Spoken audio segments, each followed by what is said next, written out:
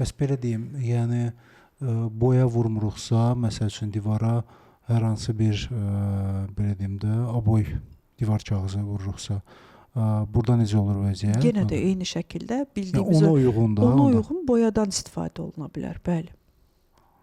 Bu bir. İkinci də ki, kim bizə deyib ki, mebelin üstündə aboydan istifadə eləmək olmaz? Eləmək olar? İstifadə eləmək olur. Elə. Bəli. Çox maraqlı. Abi evə girəndə sən itirə bilərsən. Dolab hansıdır, divar hansıdır. Arada bir gizli qapılar olur. O hardan açmalıyam. Amma əslində çox maraqlıdır. Mən belə görməmişəm. Uşaqlara mebel yığılanda belə masanın istiqaməti doğru seçilməlidir. Uşaqlar üçün yorucu olmasın. Çox xahiş eləyirəm. Divara baxan, divarla birbaşa üz-üzə olan, yəni uşaq başını qaldırır, yazı yazırsa və ya tutaq ki, oyun oynayırsa başını qaldırır, ancaq divar görür. Etməyin. Yəni masanın istiqamətini elə seçin ki, həqiqətən də o masaya meyilli olsun uşaq, yazmağa meyilli olsun, oxumağa. Daha çox pəncərə tərəfdə, daha çox balkon tərəfdə olmalıdır ki, uşaq çölə baxa bilsin. Pəncərə tərəfdə axı belə işıq düşəndə narahat olmur. Qətiyyən narahat edici olmur. Heç yoxlamamışam, yoxlamaq lazımdır amma.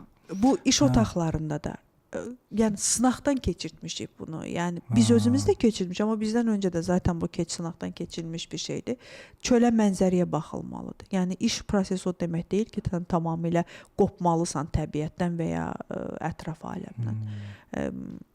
Bu bir. İkinci, bölgüləndirəndə, uşaq otaqlarını bölgüləndirəndə daha çox onların əlinin çata biləcəyi yerlərdə, məsələn, tutaq ki, köynək, borular standart olursa, uzun paltarlar üçün ayrı qoyulur, mexanizmlər qısa paltarlar üçün ayrı qoyulur.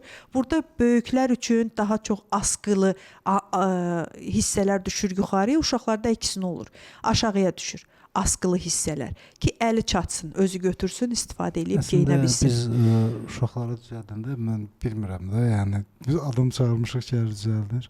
Bilmirəm, fikir verirsiniz. Gördüm uşaqlar istifadə edə bilmir. Ay sağ olun, baxın görürsünüz. Yəni, dəyişdim, özüm dəyişdim. Böyüklə ayrıdır, böyüklərin bölgüləndirməsi ayrıdır, uşaqlar üçün ayrıdır. Baxdım şeyə, çıxartdım, asılqanını aşağı qoydum, bu birləri yuxarı qoydum, gördüm harasa kimi satır əlləri. Paltarı götürə bilirlər, belə deyim, veşilkadan belə. Loru dildə desək, rahat olur. Uşaqların gözü ilə baxmaq lazımdır. Yəni, mən sizin həyat tərzinizi, sizin gözünüzlə baxmalıyam ki, sizin komfortunuzu düşünə bilim. Uşaqla da, uşaqda da eyni prosesdir. Mən onu hiss eləməliyəm ki, o kiçilmək lazımdır da ki, əlim hara çatacaq, daha çox nəyi istifadə eləyə biləcəm. Kitab zonalarını daha çox yuxarıya qoyuruq. Elə olmalı deyil. Bu uşaq götürməlidir, istəyir oyuncağını, istəyir. O özü istifadə etməlidir. Səndən xahiş etməli deyil ki, gəl mənə yuxarıdan filan şey ver. Yox, o otaq ona məxsusdur, onun üçün yığılıbsa, onda icazə verin, standartı da onlara uyğun qoyulsun.